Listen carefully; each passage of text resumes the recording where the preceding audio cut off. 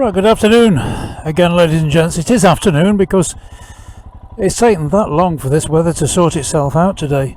Where we are today, big jump forward from the last video. We've come through Gairloch. Couldn't see around in front of your face, to be honest, this morning, and it was raining quite heavily. But I've come out in any case, just in case, and this is Loch Ewe. It's a sea loch with a lot of history to it, a lot of naval history to it, is Loch Ewe, and that's the reason I'm coming along here today. Because Loch Ewe, from around about 1940 onwards, was a very, very important naval base. It was a base that was used for the operations involving the Atlantic convoys, the northern convoys, supplies coming across from the States, across the Atlantic from the States, and supplies going up to the Russian front at places like Murmansk and Archangel up on the North Russian coast. And this place was instrumental to a great extent in those operations. It's a beautiful area. It's a beautiful sea loch in itself. Is Loch Ewe. But I'm taking you along to the end of the road, a little place called Cove. There's a really nice, a really poignant memorial there to those that lost their lives during the Atlantic convoys.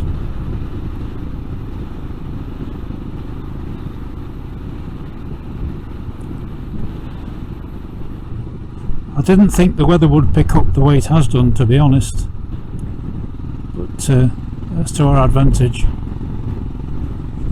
Looking out through the mouth of the loch now. I mean, back in the day, I've read quite a lot about the history of this place. There's a couple of books on the market at the moment. Steve Chadwick is a local historian, and he's done a lot of research. And I benefited from his research, really, because it's given me so much to talk about when I was operating the coach tours around here. There were times, I mean, you look across now, you're looking across at the north side of Loch Ewe over there. And there were times when you could do, well, it was said that you could walk all the way across the loch without getting your feet wet. There were so many boats, so many vessels, men of war, merchant vessels, all moored up in the loch preparing for convoys or receiving convoys. And to see it in its natural state as it is now, it's difficult to believe that it was so busy.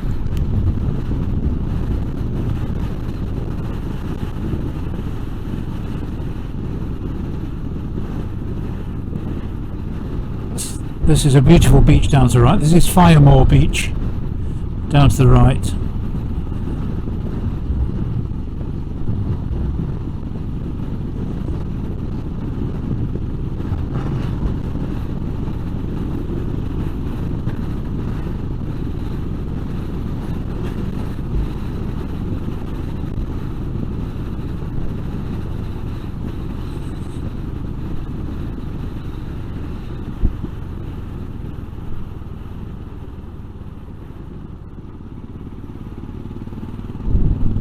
Thank you.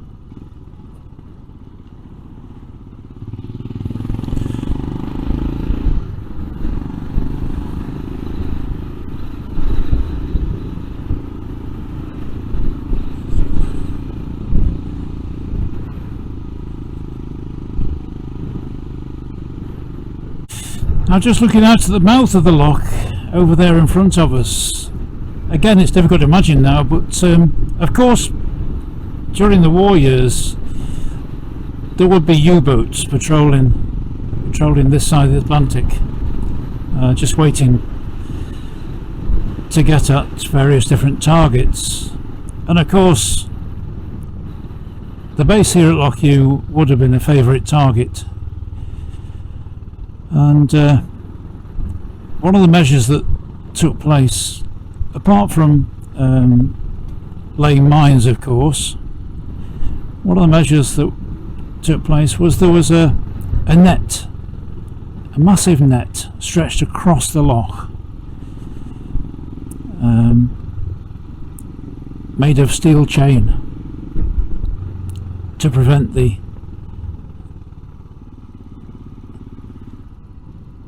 submarines, the U-boats, getting into the loch and causing absolute mayhem. And it was successful. They lowered the chain to allow Allied vessels in and out, obviously, but then as soon as the vessels had passed through, the chain was raised again to create the barrier.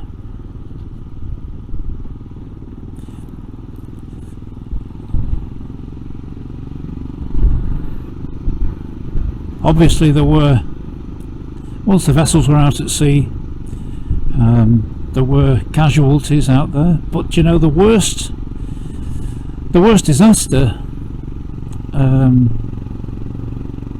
within the vicinity of Loch Ewe itself was not down to any enemy action. It was due to the weather, an even more fearsome enemy when you think about it at times. And there was an American vessel, the SS William H. Welch, making its way up from down south, empty, and that was one of the problems, that it was empty, very, very buoyant, and it was coming up to pick up supplies in Loch Ewe to take around, probably to take them around to the Russian front. But as they came up, it was February, it was the middle of winter, well and truly the middle of winter, and as they approached the mouth of Loch Ewe, a storm hit, a serious storm hit, and at one point caught them beam on, and the ship washed up against a wee rocky island round to our left as it is, and a lot of the crew were lost. Quite a few were heroically saved by the locals here, crofters and the like, who'd heard the maroon go up, and they came out here, out to the headland. It's, like I say, it's round to our left now, and formed a human chain effectively and dragged the survivors out of the sea, and they built a big fire. This is the end of the road now. They built a big fire at the back of the beach so that those that were rescued could get warm again and dried off. Very heroic rescue attempt, well, rescue operation really. Right, we're going to park here and I'm going to have a look around, and I'll switch the camera back on in a short while. Right, I'm going to take a short stroll through the gate. We just turned left in front of the gate, and just beyond the gate there's a really poignant memorial to those that were lost, as I mentioned earlier, during the convoys. And there's quite a lot of remains of the gun emplacements that were across here, either side of the loch. During those active years, there were naval guns facing out to sea, ready to try and pick off any enemy shipping, whether they be battleships or indeed submarines on the surface. There's all sorts of little bits of concrete all over the place across here. It's all evidence of just how busy this place was and how important it was to the war effort. It's a bit breezy, so I can't fly the drone like I was hoping to. Very susceptible to breeze.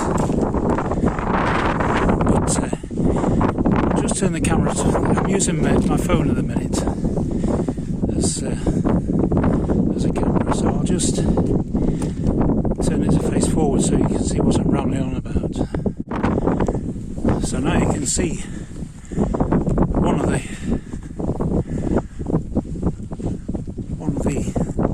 concrete buildings that was all part and parcel of the defences here. There are one or two more obvious ones just a little bit further across.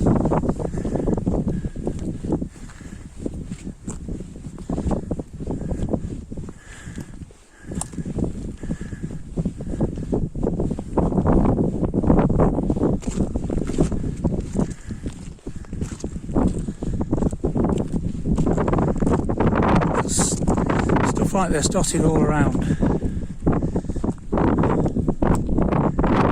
Loch Ewe on both sides in actual fact. You can see over the way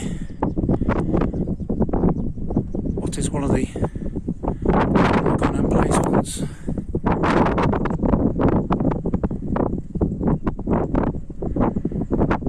People walking over towards it. As I say, looking straight out to sea.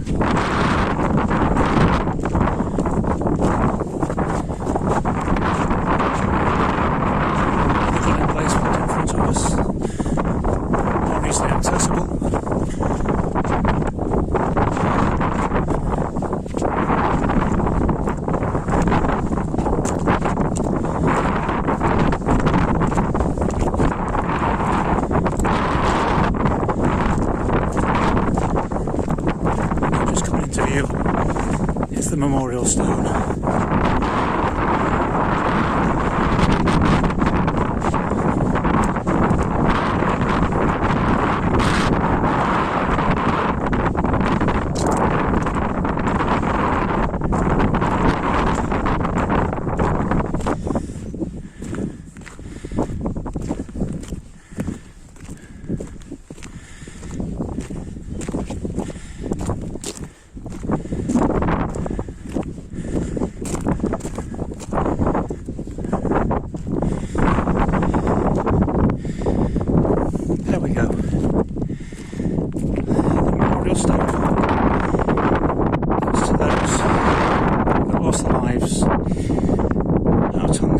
Convoys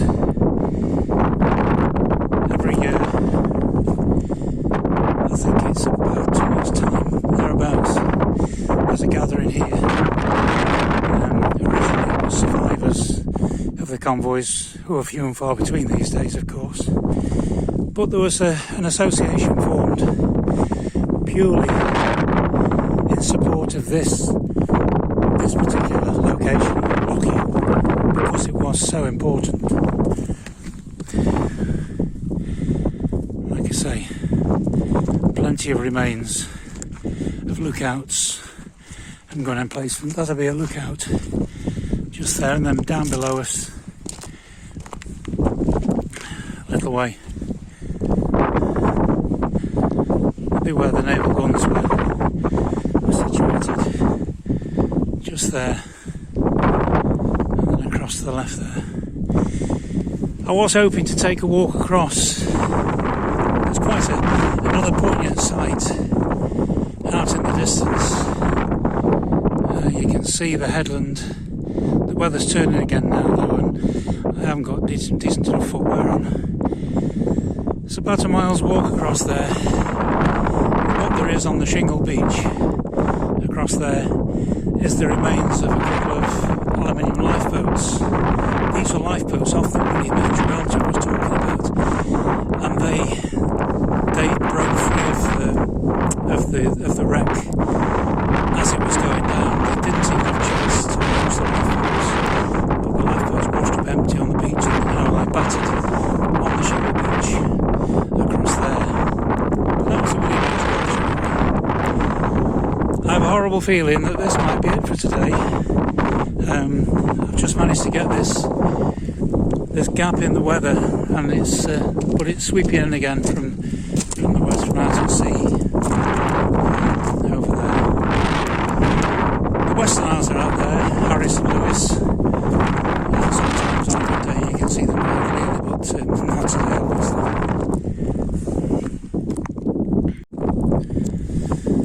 So that's it. Like I say, there's the lookout behind me, and gun emplacements, and of course the memorial stone. So I'm glad it's only a short video obviously, but I'm glad I managed to get out here and record it, because this is what I wanted to show you today. So I'll call it quits for now. If there's another hole in the weather, I have one or two other things I'd like to show you. Thanks anyway. Well, against all odds, the weather's picked up a little bit. Too little too late in many ways, but either way we'll get a pleasant 10 minutes out of it, I think. We're in the village of Gairloch at the minute. Gairloch was my second home really for 16 years. It was the hotel that I worked at more than any other with a coach, was the Gairloch Hotel, until the company sold it in 2016. That was my last season up here. I love the place, quite literally. It's always been a bit special to me, even when we used to come on holiday. So to work in a place like this and get paid for it was a paid holiday really, in so many ways.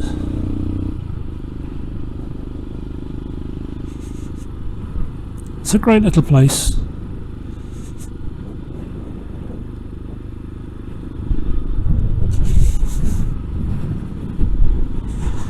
Some really nice beaches. I'll pull into at a viewpoint overlooking the best of the beaches. But down below us on the right, caught a glimpse of it then, is the hotel beach. And then this was the hotel I was talking about, the Gairloch Hotel.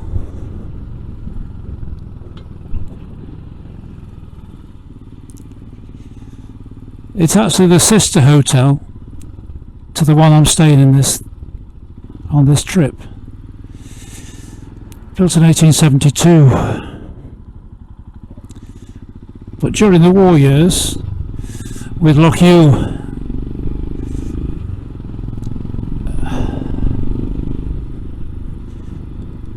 just bear with me.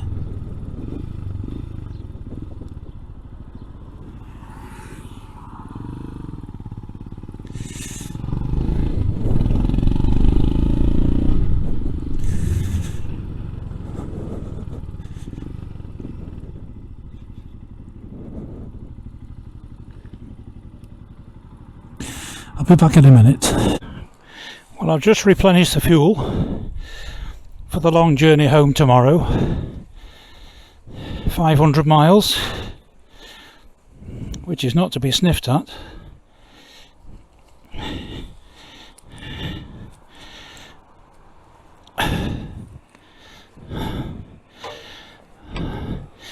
and got me supper as well.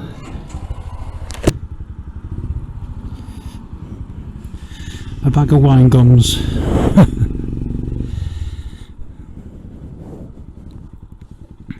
Now, as I was saying, the Gairloch Hotel as it is across there, during the war years with Loch Ewe being just up the road, it was commandeered by the War Office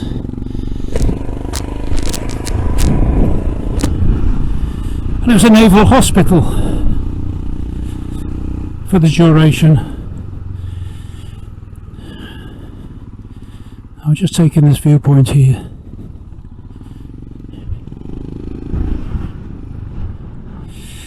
So, just look at that beach.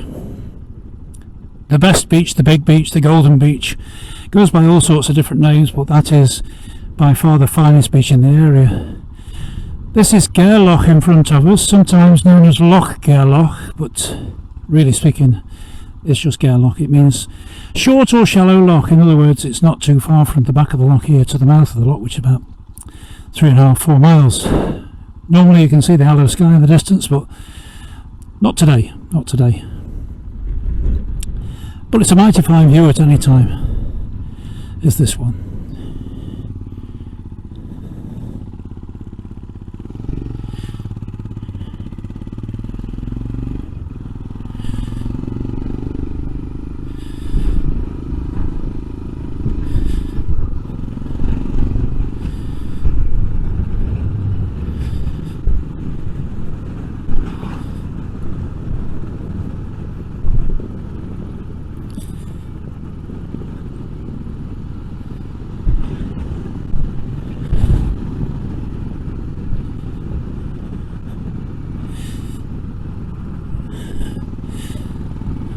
Gairloch itself is made up of what used to be 3 separate villages. Where I've just started back from, back there was the village of Strath, and then we just passed through Ochtercairn, and then just coming up in front of us is Charlestown. This was still is. This is Gairloch Harbour. Is Charlestown. So we'll have a little run across the harbour. There's not much happening because of the weather, of course, but there's some very nice trip boats, whale watching trips and bird watching trips that go off from the harbour here, because there's one heck of a lot of wildlife out there at sea. Minke whales, several species of dolphins, porpoise of course. Humpback whales have been showing the face a lot more in recent years, and also orca, killer whales.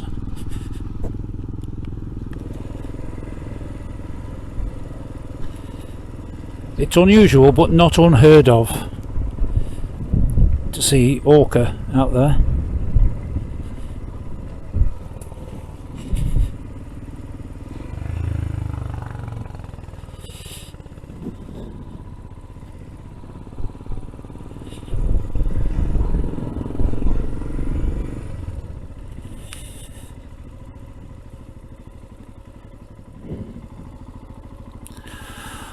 Those are all the boats waiting to go out when the weather picks up.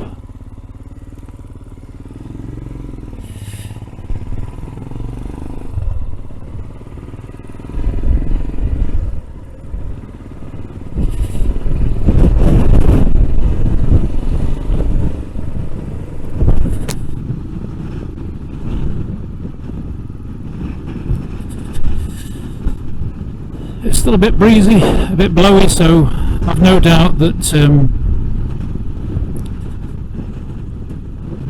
the sound won't be awfully good this afternoon, but I've got to give it a go.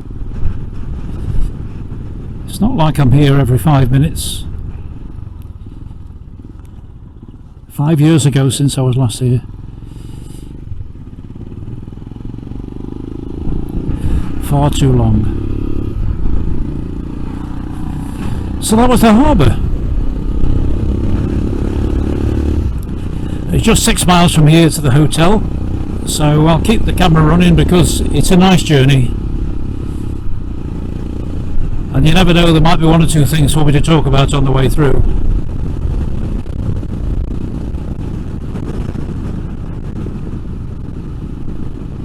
The things I used to bore me coach passengers with.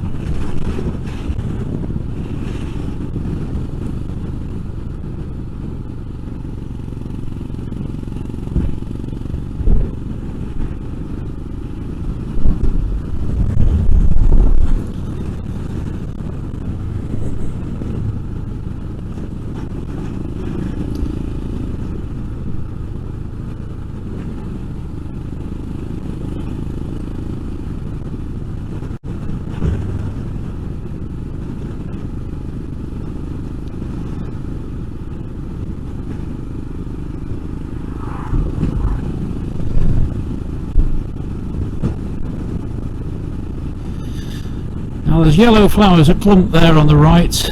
You see quite a lot of these up here, mixed in with a rhododendron, I suppose. But they're a sizable flower, and they're flag orchids, the yellow flowers. Not these, that's gorse, of course, on the left, and on the little rock escarpment up to the left there, that's gorse as well. All makes for a nice splash of colour.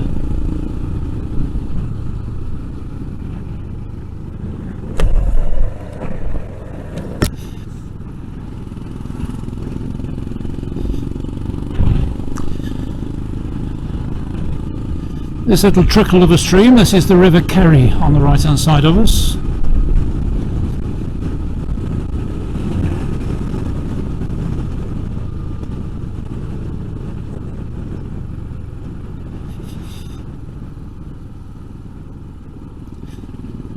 Used to be a good river for sea trout, but and salmon before that as well, but there's precious little reason for the fish to swim up the river now, because they can't get to the spawning grounds that they used to have, because there's something in the way.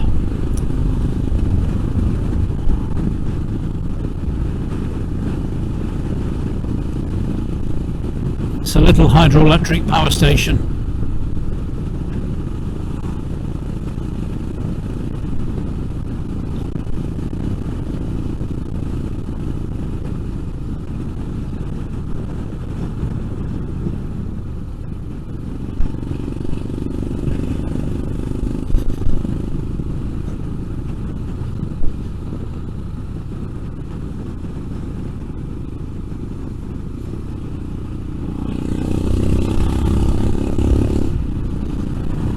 The power station is down on the right hand side. I'll try and point it out.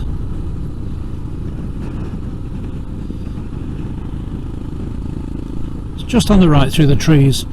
There's 3 turbines in there. It's fully automated. Kerry Falls Power Station.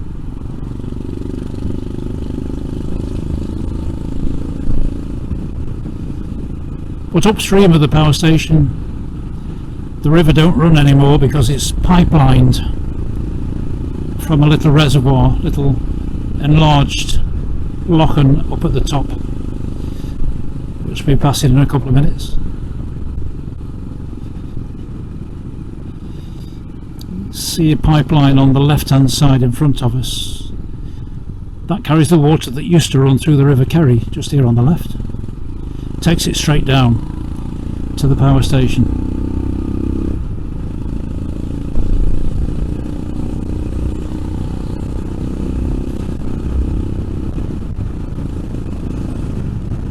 Pipeline's now on the right hand side.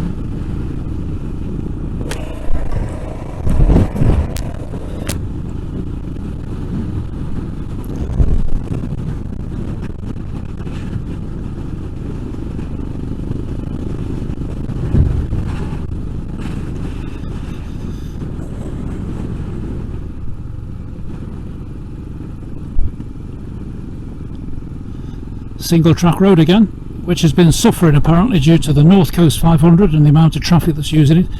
You can see the concrete dam on the right hand side. This holds back the water for the power station. Loch Badna Scalig is the stretch of water it holds back.